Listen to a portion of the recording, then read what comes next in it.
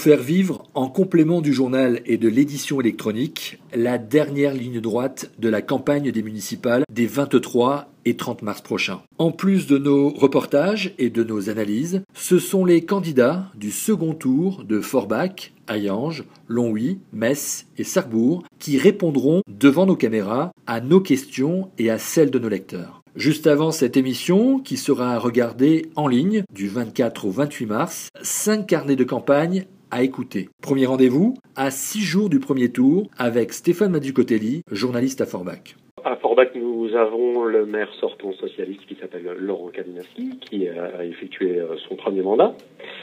Nous avons Florian Philippot, qui est le vice-président du Front National, bras droit de Marine Le Pen, et qui est là depuis 2 ans, qui s'est déjà présenté aux législatives et qui tente sa chance cette fois au municipal à Forbach.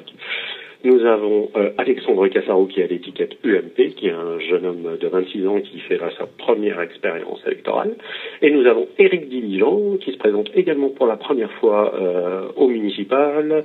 Il est sous l'étiquette d'hiver droite et il est très connu du monde associatif. Un scrutin local qui a été très suivi par les médias nationaux, dont le pronostic reste très incertain. On en retient déjà l'emballement médiatique que ça a suscité en raison de la présence du candidat du Front National qui est Florian Philippot, qui est quelqu'un de très identifié dans les médias nationaux, qui est le porte-parole du Front National.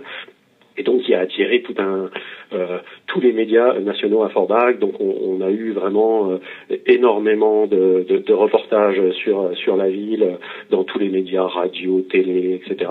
Et donc, ça a créé vraiment beaucoup de buzz, en fait. Par exemple, là, pour le premier tour, on vient d'apprendre qu'en mairie, on s'attend à l'arrivée de 150 journalistes, rien que pour suivre les résultats de ce premier tour.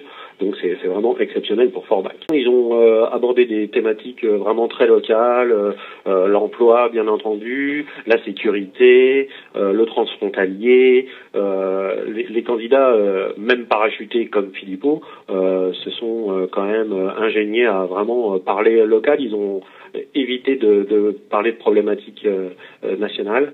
C'est compliqué de dire. Forcément, des thèmes comme la sécurité, des thèmes comme le petit commerce.